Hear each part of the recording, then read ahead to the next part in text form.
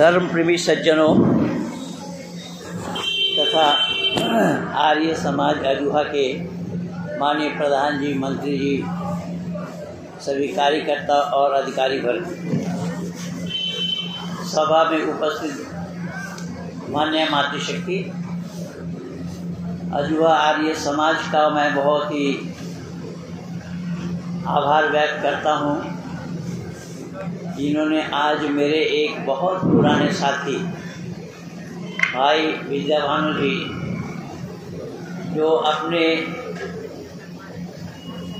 Service में रहते हुए शिवोधा में आप अपॉइंट थे, एक विद्यालय के आचार्य के पद पे, और फतेहपुर आर्य समाज को इन्होंने जिला कर रखा था डॉक्टर हर्षवर्धन जी के साथ मिलकर। डॉक्टर हर्षवर्धन जी के चले जाने के बाद से और हमारे भाई साहब रिटायर हो जाने के बाद से फतेहपुर आर्य समाज इस समय वेंटिलेटर में है। फिर भी प्रयास लोग करते रहते हैं। हमारे भाई साहब जहाँ रहते हैं वहाँ ऋषि दयानंद के नाम से अलख जगाने का प्रयास करते रहते हैं। जो लोग आर्य समाज से वाकिफ नहीं है, ऐसे लोगों को आप जानकारी देते रहते हैं। ये हमारे बहुत पुराने साथी हैं, बहुत पुराने, कम से कम 25 साल पहले से हमारे साथी हैं। मैं इनके बारे में जानता हूँ, इसीलिए 2 शब्द आपके लिए कहा। शायद आप लोग नहीं जानते हैं ऐसे शख्सियत को। आप सामने आइए ना थोड़ा सा। ऐसे शख्सियत को आप लोग नहीं जानते हैं, बहुत लोग नहीं जानते हैं। ये आपके पड़ोसी हैं, खागा के रहने वाले हैं। खागा से थोड़ा आगे जाकर, हाँ जी, हाँ, ईट गांव है नाम, और उस गांव में भी मैं गया हूँ। गांव में भी प्रचार कराते रहते हैं। एक बार मुझे बुलाया था लेकिन मैं आ नहीं पाया। आइए, वस्तु स्थिति जो आपका सम्मेलन है, ये महिला सम्मेलन के नाम से रखा गया है, और अब तक महिलाओं के विषय में गीत आप लोग सुन रहे थे। भाई राम सेवक जी भी गा रहे थे। इसी श्रृंखला में मैं भी 2 शब्द आप लोगों के सामने रखूंगा समय के अंतर्गत कि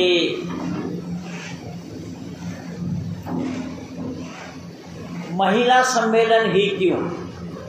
यहाँ मैं एक क्वेश्चन वाचक चिन्ह लगा दिया, क्वेश्चन मार्क लगाया कि महिला सम्मेलन ही क्यों, और इसका जवाब मैं अपने आप ही दे रहा हूँ। महिला सम्मेलन इसलिए है कि एक महिला को अगर सही रास्ते पे लगा दिया जाता है, ठीक ठीक बातों को बता दी जाती है एक बेटी को, तो वो 3 पीढ़ी का उद्धार कर देती है। अर्थात वो बेटी जहाँ जाएगी, माँ बाप के घर का नाम का रोशन वो करेगी। उनके कोख से जितने संतानें होंगे वो सब संस्कारित होंगे, और ससुराल वालों का भी नाम रोशन करती हैं। यही परंपरा है हमारे ऋषि मुनियों की। इसीलिए ऋषि मुनियों ने इस पर बल दिया है, जोर दिया है कि भाई महिलाओं को तैयार करना है। इसलिए मातृशक्ति कहा जाता है, माता के नाम से संबोधित किया जाता है। और आज माननीय योगी आदित्यनाथ जी ने भी माता कह के संबोधित किया। ज़रूर आप लोग देखे होंगे दूरदर्शन में जो शपथ ग्रहण का कार्यक्रम था, बड़ा भव्य कार्यक्रम चल रहा है। ये आप सब सौभाग्यशाली हैं जो इस तरीके से आप लोगों ने अपना प्रयास करते हुए योगी आदित्यनाथ जी को दोबारा मुख्यमंत्री के पद में बिठाया है। तो माँ क्या है? माँ शब्द के अंदर में वो माया है, वो ममत्व है, वो स्नेह है, वो प्यार है, वो वात्सल्यता है, वो अट्रैक्शन है, वो आकर्षण है। ये पूरी दुनिया को एक पल्ले में रखी जाए और अकेली माँ को दूसरी पल्ले में रखी जाए तो बताया जाता है माँ का पल्ला। बोलिए, तो आप लोगों के लिए बोल रहा हूँ, आप लोगों के लिए ही मैं वकील बन करके आया हूँ। बोले माँ का पल्ला भारी है। तो माँ का पल्ला भारी है, ऐसी क्या बात है, कौन सी बात है कि माँ का पल्ला भारी होता है? कि माँ का पल्ला भारी इसलिए होता है, वैदिक संस्कृति में बताया गया माता निर्माता भवती, माँ निर्माण करती है। बच्चों का जीवन का निर्माण माँ के द्वारा हुआ करता है, पिता के द्वारा नहीं। पिता तो सहन भी नहीं कर पाते। माँ किन किन मुसीबतों को झेलती है और उसी झेलने के कारण ही माँ कह के संबोधित किया कि माँ वो चीज़ है कि पूरी दुनिया को एक तरफ करो और अकेली माँ को दूसरी तरफ करो। तो माँ का पल्ला इसलिए भारी है कि माँ जिन कष्ट मुसीबत तकलीफ को सह जाती है वो पिता के द्वारा नहीं होता। छोटा सा उदाहरण मैं बता रहा हूँ। कई बार जिस बहन के गोद में छोटा सा बच्चा है, बच्चा कई बार टट्टी पेशाब करता है, उसको माँ अपने तरफ कर लेती है साफ सुथरा करने के बाद। अगर पिता को दिया जाए तो पिता डंडी पकड़ करके कहेंगे भैया तू ले जा। ये बिल्कुल प्रैक्टिकल बता रहा हूँ, मैं भी एक पिता हूँ। जो सच्चाई है वो सच्चाई बताने में कंजूसी नहीं करना चाहिए। तो माँ का पल्ला भारी है। अगर इतिहास के पन्नों को हम देखते हैं तो हमें इतिहास से भी पता चलता है।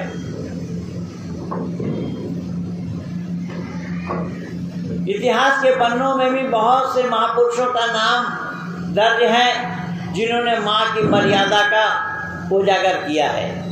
इसलिए मैं हिंदू घराने के माताओं को सौभाग्यशाली कहूँगा और कहता आया भी हूँ कि हिंदू घराने की माताएं सौभाग्यशाली होती हैं। तो आप कहेंगे बहुओं की बातों नहीं सुनना पड़ा, लेकिन बहुएं जो आई हैं उनको तो सुनना है। कि उनका सुनना इसलिए है कि सासों की सेवा तो बहू के लिए जिम्मेदारी है, लेकिन वो काम मत करना गांधारी जैसा। गांधारी क्या करी थी? बोलिए जल्दी। हाँ माता जी कुछ बोल रही, बोलिए। अंधे पुरुष के साथ विवाह होने से उन्होंने आंख में पट्टी बांध दिया कि मैं भी नहीं देखूंगी। ये बहुत कामचुट्टिन महिला थी, बदमाश महिला थी। अरे पति के आंख नहीं है, आंख ना रहने से जो तकलीफ है, कपड़ा बांधने से वो तकलीफ सहन कर जाएगी क्या? अगर आंख को खोल कर रखती तो दौड़ भाग करके पति का सेवा कर सकती थी। इसलिए मैं कहती हूँ कि वो चुट्टिन महिला थी। चुट्टिन तो हिंदी भाषा ही है। चुट्टिन का मतलब समझती होंगे आप लोग कि काम करना ना पड़े इसलिए आंख में पट्टी बांध दिया। और आंख के ना रहने से जो तकलीफ है वो तकलीफ आंख में पट्टी बांधने से वो नहीं समझ पाएगी कि उसमें क्या तकलीफ है। इसीलिए बहुओं के लिए दायित्व है कि वो इस दायित्व का निर्वहन करे, दायित्व का पालन करे।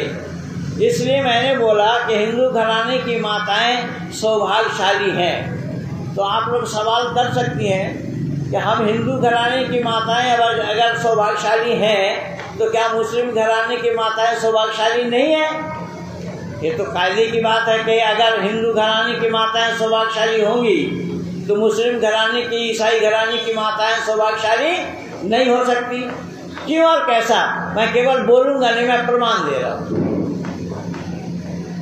हिंदू घराने की माताएं सौभाग्यशाली इसलिए है कि हमारे यहाँ पर बहु विवाह की प्रथा नहीं है और तलाक की भी विधि नहीं है। लेकिन ईसाई और मुसलमानों में कब कौन पति किस पत्नी को तलाक दे किसी को नहीं मालूम। तलाक शब्द कहना नहीं पड़ता है, पति केवल इतना कह ले मेरा घर से तू रफू चक्कर हो जा, तो भी एक तलाक हो जाएगा। अगर पति ये कहे कि अच्छा, अगर पति ये कहे कि मेरा खाना तेरे लिए हराम है, तो भी एक तलाक हो जाएगा। पति ये कहे कि मेरे बच्चे को हाथ मत लगाना, तो भी एक तलाक हो जाएगा। पति अगर अपनी पत्नी से कहे कि तेरे शरीर का यहाँ से यहाँ तक का हिस्सा मेरे माँ जैसे है, तो भी तलाक एक हो जाएगा। ये सब एक तलाक के बायन में आ जाएगा। मैं माननीय प्रधान जी का पुनः धन्यवाद करना चाहता हूँ कि मेरे बड़े पुराने मित्र भाई अखिलाल जी को मिला दिया है। मैं समाज का मंच भूले बिसरे मंच है। भूले बिसरे लोग यहाँ मिल जाते हैं। ये माननीय अशफीलाल जी हमारे साथ बहुत जमाने से हम प्रचार करते आए हैं, कहाँ कहाँ पता नहीं अब क्या क्या बताया जाए। तो मैं निवेदन कर रहा हूँ कि ये जो बातें हैं हमारी हिंदू घराने के माताओं के साथ नहीं है। हमारे यहाँ तलाक की प्रथा नहीं है और बहु विवाह की भी प्रथा नहीं है। अब आप देखिएगा, थोड़ा थोड़ा मैं प्रमाण भी देता चलूँगा, समय बहुत कम है और बोलना बहुत कुछ होता है। मुझे वेद सुनाओ, कुरान सुनाओ, बाइबल सुनाओ, तो समय तो उसी हिसाब से चाहिए होता है, लेकिन फिर भी मैं समेटूंगा। तो कहने का तात्पर्य मेरा ये है कि एक बार स्वामी विवेकानंद जब विदेश में गए तो देखा एक नई ताज़ा कब्र में एक महिला पंखा कर रही है। तो विवेकानंद से रहा नहीं गया। विवेकानंद ने पूछा कि एक कब्र में पंखा करने का क्या उद्देश्य है आपका? तो बोले क्या उद्देश्य है, कब्र में मेरे पति हैं, मैं पति के कब्र सुखा रही हूँ। बोले क्यों? बोले मेरे पति ने बताया था कि मेरा कब्र जब तक ना सूख जाए दूसरा पति मत करना। मैं दूसरे पति के लिए कब्र सुखा रही। लेकिन हमारे यहाँ पर ये बातें नहीं है। इस्लाम में भी ठीक इसी तरीके से है। वहाँ अत-तलाक़ मर्रतान फ़इम्साकुम बिमाअरूफ़िन औ तस्रीहुम बिइहसान फ़इन यकुन लहुम मिम्मा आतय्तumuहुन्ना शय'अन इल्ला अन यख़ाफ़ा अल्ला युक़ीमा हुदूदल्लाहि व इन ख़िफ़्तुम अल्ला युक़ीमा हुदूदल्लाहि फ़ला तअतदूहा व मन यतअद्द हुदूदल्लाहि फ़उलाइका हुमुज़ ज़ालिमून फ़इन तल्लक़हा फ़ला तहिल्लु लहू मिन बअद हत्ता तंकिहा ज़ौजन ग़ैरहू फ़इन तल्लक़हा। तो ये आज आप लोगों के सामने मैं इसलिए जानबूझ करके छेड़ा हूँ कि भारत सरकार ने 3 तलाक पर प्रतिबंध लगाया। भारत सरकार ने 3 तलाक पर प्रतिबंध लगाया क्योंकि ये केवल मुस्लिम घराने के महिलाओं के इज्जत और आबरू को सही सालिम और बरकरार रखने के लिए ही ये काम हुआ है। ये बातें इस्लाम वालों के पास नहीं थी। इसीलिए जो मुस्लिम महिलाएं माननीय मोदी जी को वोट करती है उसका कारण यही है कि उनकी इज्जत और आबरू को सही सालिम, क्योंकि बरेली के जो हजरत आला हजरत है रिजा खान, उनके परिवार का एक लड़का पत्नी को तलाक दिया। पत्नी को तलाक देने से उसी पत्नी को फिर उसके बाप के साथ शादी कराई, निकाह कराई। फिर बाप ने तलाक दिया, फिर बड़े भाई के साथ निकाह कराया। ये सारी बात सामने आ गई। अब इससे सब लोग बौखलाए कि ये इस तरीके से महिलाओं के साथ खिलवाड़ करना ये ठीक नहीं है। तो इन सब बातों को मद्देनजर रखते हुए माननीय प्रधानमंत्री जी ने 3 तलाक पर ही प्रतिबंध लगा दिया कि 3 तलाक आज होना नहीं चाहिए महिलाओं की इज्जत और आबरू बरकरार रखने के लिए। तो यही कारण बना कि हमारे यहाँ पर ना तो तलाक की प्रथा है और ना बहु विवाह की प्रथा है। इसलिए मैंने हिंदू घराने की माताओं को सौभाग्यशाली कहा और बताया।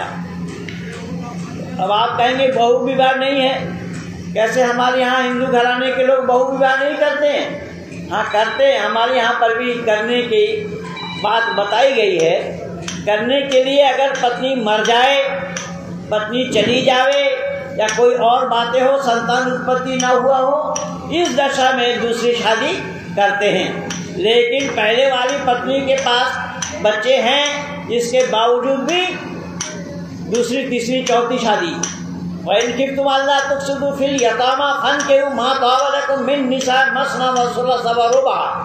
अल्लाह ने कहा कि तुम माती पीती ही ना लड़कियों के साथ सुविचार नहीं कर पाओगे, इसलिए तुम अपने पसंद के मुताबिक शादी करो, 2-2, 3-3, 4-4, यानी 4 शादी करने की छूट है इस्लाम में। एक साथ 4 पत्नी को रखा जा सकता है। अगर एक पत्नी चली गई हो, मर गई हो, फिर उसकी जगह में ला करके पूरा करे 4 पत्नी। लेकिन हमारे यहाँ पर ये बातें नहीं है। अब आप देखिएगा जरा, कुछ लोग कहते हैं कि साहब आप ये कहते हैं कि 4 पत्नी नहीं है, तो ये कैसा संभव हुआ? हो सकता है कि यहाँ बैठे लोग मौन रहें, कुछ ना बोले, लेकिन मन ही मन तो सोचते होंगे यार पत्नी ज़्यादा हो जाए तो क्या परेशानी है। कुछ लोगों ने अभी कहा भी है ऐसी बातों को, और कुछ लोगों ने यहाँ तक कहा है, हालांकि वेद में भी आदेश है 10 संतान आप उत्पत्ति कर सकते हैं, लेकिन देश काल परिस्थिति को देख करके ये होना चाहिए। एक छोटी सी कथानक सुना करके ठीक समय के अंतर्गत मैं वाणी को विराम दे रहा हूँ। कथानक इस प्रकार से है, और माननीय शास्त्री जी ने भी मुझे ये बीमारी लगा दी। मैं पानी पी पी करके बोलने वाला वक्ता नहीं हूँ, लेकिन इनको सहन नहीं हुआ कि गुरुजी पानी पीजिए, तो मैं भी ले लिया। आइए एक कथानक सुना रहा हूँ मैं। ये मान लीजिए कि एक लकड़हारा था जो लकड़ी काटने का काम करता था, जंगल में लकड़ी काटने का काम करता था। एक बार उसके घर के पास एक जंगल में लकड़ी काटने के लिए गया, जिस जंगल के नीचे एक नदी भी जा रही थी। वो लकड़ी काट रहा था तो उसकी कुल्हाड़ी गिर पड़ी नदी में। जब उसकी कुल्हाड़ी गिर पड़ी नदी में, वो बड़ा हताश हुआ, मायूस हुआ, क्योंकि रोजी रोटी का साधन वही था। तो मायूस हो करके वो नदी के किनारे बैठ गया। कुछ देर के बाद उस नदी से, पानी के अंदर से एक जल देवता निकले, और जल देवता निकल कर पूछने लगे, क्या बात है लकड़हारा, यहाँ मौन धारण किए हुए क्यों बैठा है? तो लकड़हारा ने कहा कि बाबा मैं लकड़हारा हूँ, लकड़ी काटने का काम करता हूँ, इस लकड़ी को काट रहा था, मेरी कुल्हाड़ी गिर पड़ी नदी में, बाल बच्चों का पालन पोषण मैं इसी के द्वारा करता हूँ, अब करूँ तो क्या करूँ? जल देवता ने कहा कि बेटा घबराना मत, पानी का मालिक मैं हूँ, मैं अभी तलाश करता हूँ, तेरी कुल्हाड़ी निकाल करके लाता हूँ। जल देवता पानी में गोता लगाते हैं और एक सोने का कुल्हाड़ी निकाल कर ऊपर आते हैं। सोने के कुल्हाड़ी को दिखा करके कहा है लकड़हारा ये तेरी कुल्हाड़ी है? तो लकड़हारा ने मना किया। किसी को कुछ हद तक आप लोग भी जानते हैं, लेकिन इसमें कुछ और जोड़ूंगा, वरना महेंद्र पाल आर्य को कौन बुलाएगा वाला। तो लकड़हारा ने मना किया। जल देवता प्रसन्न हो गए। प्रसन्न होकर के वो दोबारा गोता लगाते हैं, एक चांदी का कुल्हाड़ी निकाल करके दिखलाते हैं, लकड़हारा ये तेरी कुल्हाड़ी है। उसने उसे भी मना किया। जल देवता तीसरा बार गोता लगाते हैं और एक तांबे का कुल्हाड़ी निकाल करके दिखलाते हैं, ऐ लकड़हारा ये तेरी कुल्हाड़ी है। उसने भी मना किया कि ना ये मेरी कुल्हाड़ी नहीं है। जल देवता प्रसन्न हो गए कि इस युग में भी सच बोलने वाला, तो सच बोलने वाला, इनके सच बोलने से जल देवता प्रसन्न हो करके चौथी बार गोता लगाए और उन्हीं का ही कुल्हाड़ी निकाल कर दिखाए, ये तेरी कुल्हाड़ी है। लकड़हारा अपनी कुल्हाड़ी को दूर से देख करके पहचान गया और कहा बाबा हाँ हाँ बस बस यही मेरी कुल्हाड़ी है। लकड़हारा के सच बोलने से जल देवता प्रसन्न हुए और 4 कुल्हाड़ी उनको दान में दे दिया। वक्त बेवक्त इससे कभी काम ले लेना। किससे को इस हद तक आप लोग भी जानते थे, बहुत बचपन में पढ़ाया गया था पुस्तकों में। तो मैं आगे बढ़ रहा हूँ थोड़ा सा। लकड़हारा फिर अपना काम करता रहा। एक दिन इत्तेफाक की बात है कि लकड़हारा की पत्नी नहाने और कपड़ा धोने के लिए गई उसी नदी में, और नदी में करंट इतना था, तोड़ इतना था कि वो नहाने के लिए उतरी तो डूब गई।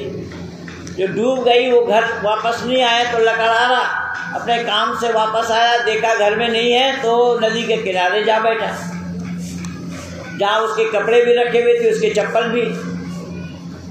तो जब मौन धारण की बात बैठ गए, वही जल देवता निकले। आज क्यों मौन धारण किए बैठा है? बाबा मेरी एक ही पत्नी थी, वो आई थी नहाने कपड़ा धोने के लिए, और उसकी चप्पल भी मैं यहाँ देख रहा हूँ, मुझे लग रहा वो डूब गई होगी। जल देवता ने कहा ठीक है, घबराना मत, अरे पानी का मालिक तो मैं हूँ, मैं अभी तेरी पत्नी को निकाल करके लाता हूँ। और जल देवता गोता लगाते हैं, गोता लगाकर एक सुंदरी रूपसी महिला को निकाल कर ऊपर ले आते हैं, जो लकड़हारा की पत्नी नहीं थी। लकड़हारा से पूछा, या लकड़हारा ये तेरी पत्नी है? लकड़हारा उस महिला को देख करके कहा, बाबा हाँ हाँ बस यही मेरी पत्नी है। अब जल देवता नाराज हो गए, नाराज हो करके कहने लगे, अरे मूर्ख जाहिल, तू झूठा मिथ्यावादी, उस दिन तेरे सच बोलने से मैं 4 कुल्हाड़ी तुझे दिया था, और आज एक महिला के प्रति तू इतना दुर्बल है। ये तेरी पत्नी नहीं है, तू जानता है और मैं भी जानता हूँ, और फिर भी तू कह रहा हाँ ये मेरी पत्नी है। जल देवता को जो कुछ भी बुरा भला कहना था वो सब कह डाले। उस महिला को लेकर डूबने वाले थे, लकड़हारा हाथ जोड़ करके गिड़गिड़ाते हुए कहा, बाबा आपने जो कुछ भी कहा बिल्कुल ठीक कहा, लेकिन मैं भी तो कुछ कहना चाहता हूँ। क्या कहना चाहता है? झूठा मिथ्यावादी कहीं का, क्या कहना चाहता है कह दे।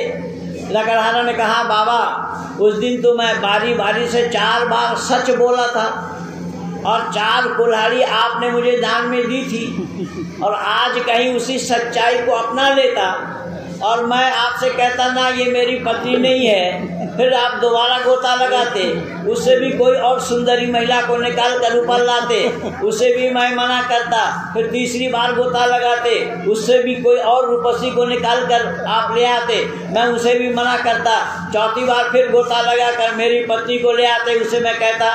तो आप ईमानदारी से बोलिए कि उस दिन सच बोलने से 4 कुल्हाड़ी आपने मुझे दी थी, आज अगर मैं सच बोलता तो 4 पत्नियां मुझे देते कि नहीं? बाबा आपको ये पता होना चाहिए कि 4 कुल्हाड़ी का पालना 4 पत्नियों का पालना बराबर नहीं है। ये हिंदू घराने के लोग जानते हैं, वैदिक संस्कृति पर पलने वाले लोग जानते हैं, वैदिक संस्कृति को अपनाते हुए लोग जो चलते हैं उन्हें ही सिर्फ एक बात पता है, ये मालूम है, वरना वैदिक संस्कृति के विरुद्ध जो लोग चलते हैं उन्हें इन सब बातों का कुछ भी अता पता नहीं है। यही कारण बना ये मातृशक्ति का गुणगान हमारे ऋषियों ने बहुत से गाए हैं। एक पते की बात मैं और बता दूं आप लोगों को, वो पते की बात ये है कि हमारे यहाँ पर जैसे ऋषि हुए हैं ऐसे ऋषिकाएं भी हुई हैं। महिलाएं जैसे ऋषि हुए हैं ऐसे अनेक महिलाएं ऋषिकाएं हुई हैं, लेकिन कुरान में पैगंबर पाएंगे, कोई पैगंबर ही नहीं है। बहुत सुंदर, बहुत बढ़िया। महिलाओं को पैगंबर नहीं बनाया था अल्लाह, महिलाओं को वंचित रखा, महिलाएं वंचित हैं। जैसा ये लोग जन्नत में जाएंगे तो जन्नत में जाने से इनको हूर और गिल्मा हदाइका अनाबम व तबयावत राबम व कासम दिहाका ला यस्माउन फिहा लगवम वला किज़्ज़ाबा, हम उम्र औरतें, दिल बहलाने वाली औरतें मुसहरी लगाकर, मच्छरदानी लगाकर, तकिया लगाकर इंतजार करेंगी। एक नहीं, दो नहीं, अनेक। कि वबश्शिरिल्लज़ीना आमनू व अमिलुस्सालिहाति अन्ना लहुम जन्नातिन तजरी मिन तहतिहा अल-अनहार कुल्लमा रुज़िक़ू मिनहा मिन समरतिर रिज़क़न क़ालू हाज़ाल्लज़ी रुज़िक़ना मिन क़ब्ल व ऊतू बिही मुतशाबिहा व लहुम फ़ीहा अज़वाजुन मुतहहरतुन व हुम फ़ीहा ख़ालिदून। कि बशारत है उनके लिए जो लोग नेक अमल करेंगे, उनको जन्नत में दाखिल कराया जाएगा, खाने के लिए फल दिया जाएगा, फल एक जैसा ही देखने को मिलेगा लेकिन सबका टेस्ट अलग अलग है। जब दूसरा फल लाया जाएगा तो कहेगा ये मैं खाया, तो उसको कहा जाएगा इसे खाकर देखो इसका स्वाद अलग है। और साथ ही साथ वहाँ पर हम उम्र औरतें, दिल बहलाने वाली औरतें मिलेंगी। तो पाकिस्तानी मौलाना से यूट्यूब में लगा हुआ है बहुत सारा वीडियो, पाकिस्तानी मौलाना से मुफ्ती मसूद से ये पूछा कि भाई यहाँ पर जो पुरुष वर्ग के लोग जाएंगे जन्नत में उनको तो हूरें मिलेंगी, तो इन महिलाओं को क्या मिलेगा? तो महिलाओं को कोई व्यवस्था अल्लाह के पास है? अल्लाह के पास महिलाओं के लिए कोई व्यवस्था नहीं है। तो मौलाना मसूद कह रहे हैं कि इसी उन्हीं की पत्नी को डेंटिंग पेंटिंग करके उनको दिया जाएगा। अब स्त्री और पुरुष बराबर नहीं है इस्लाम में। यहाँ पर अगर एक पुरुष गवाही दे, उस पुरुष के मुकाबले में महिलाओं को गवाही देनी होगी तो 2 स्त्री को गवाही देना होगा, यानी आधा हिस्सा है। दूरदर्शन में कई बार सुने होंगे, दूरदर्शन में भी मौलाना लोग ये बताते हैं कि महिलाएं आधा हिस्सा है, जबकि हमारे यहाँ आधा हिस्सा बताया गया, अर्धांगिनी बताया गया है। तो अर्धांगिनी का मतलब केवल शरीर का आधा हिस्सा नहीं, सब जगह आधा हिस्सा है। लेकिन इस्लाम में नहीं है, पत्नी का केवल 2 आना हिस्सा है। पति के संपत्ति में 2 आना हिस्सा है, बाप के संपत्ति में 4 आना हिस्सा है। तो इस तरीके से भेदभाव हुआ है। कुरान में अल्लाह के पास समानता महिलाओं के लिए नहीं है। इसलिए मैंने निवेदन किया, जब महिलाएं वहां जाएंगी जन्नत में तो उनको ऐसी कोई बशारत नहीं है जो कि पुरुषों के लिए दिया गया है, पर पुरुषों को जो दिया गया वो औरतों के लिए।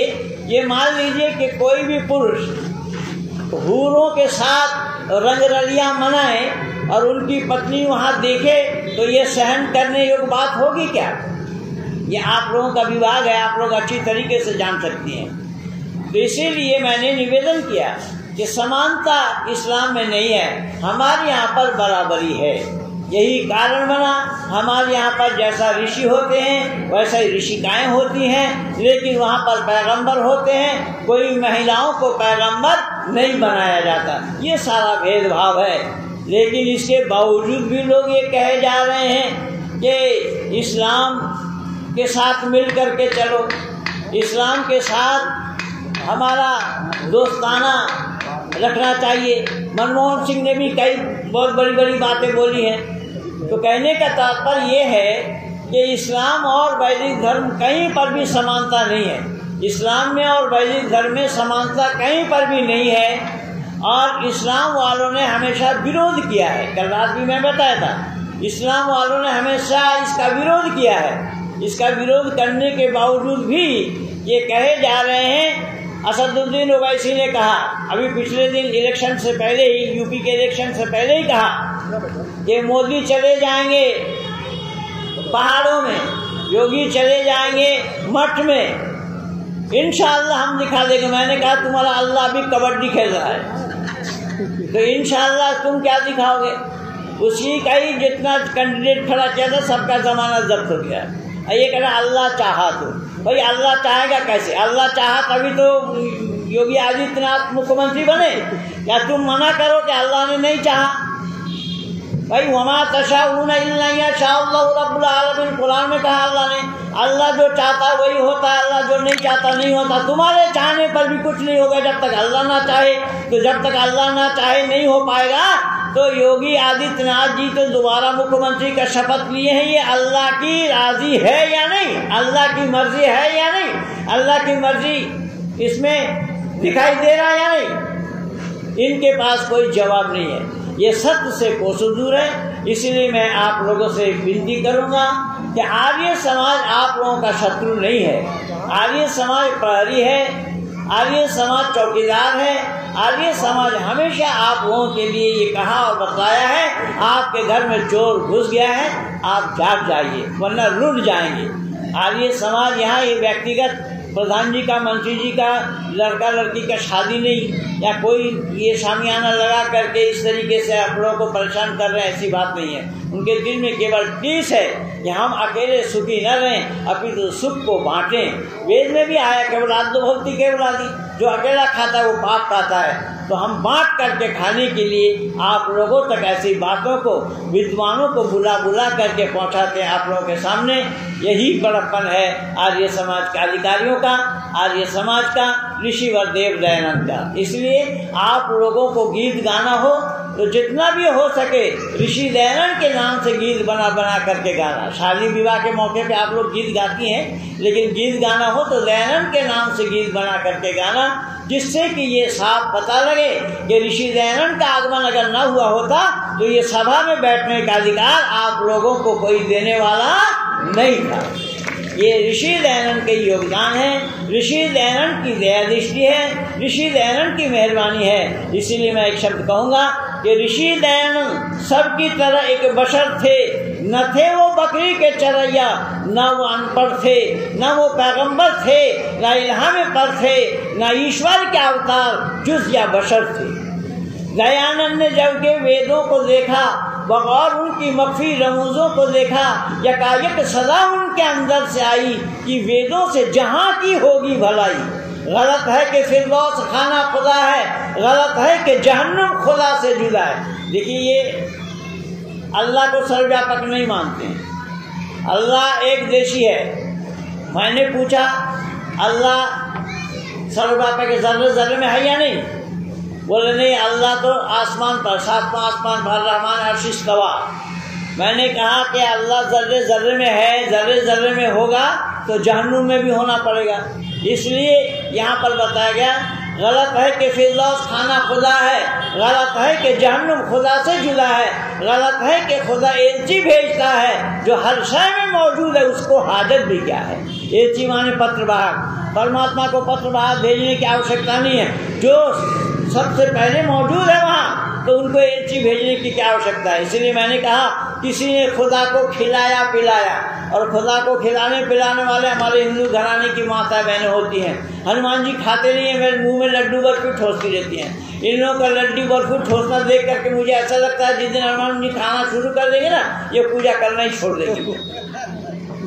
किसी ने खिलाया पिलाया और किसी ने खुदा को ज़बा चढ़ाया। खुदा के नाम से कुर्बानी करने वाले कौन लोग हैं? इस्लाम वाले। जबकि ये तरीका इस्लाम का भी नहीं है। मौका मिलेगा तो आपको सुना दूंगा। तो किसी ने खुदा को खिलाया पिलाया, किसी ने खुदा को ज़बा चढ़ाया, किसी ने खुदा को गलीचा बिछाया, किसी ने खुदा को दुशाला उड़ाया। नरेंद्र मोदी जब गुजरात के मुख्यमंत्री थे तो टोपी नहीं पहनी थी, जब प्रधानमंत्री बने तो चादर उड़वाए अजमेर में। मुझे लगा अटल बिहारी वाजपेयी जी ने 40 मीटर का चादर चढ़ा, तो मैंने कहा इनके रिश्तेदार होंगे इसलिए इनको तकलीफ ज़्यादा हो रही है, चादर भिजवा दिया।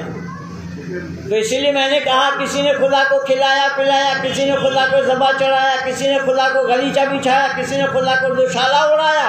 कहा उपनिषदों ने ऐ जमाने के लोगों, नहीं वो खुदा है जिसको तुम पूजते हो।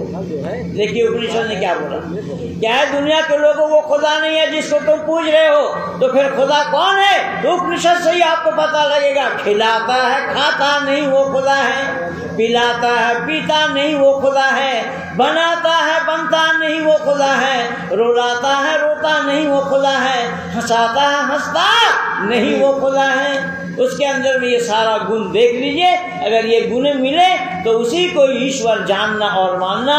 इन्हीं शब्दों के साथ ठीक समय के अंतर्गत मैं अपने वाणी को विराम दे रहा हूँ। धन्यवाद।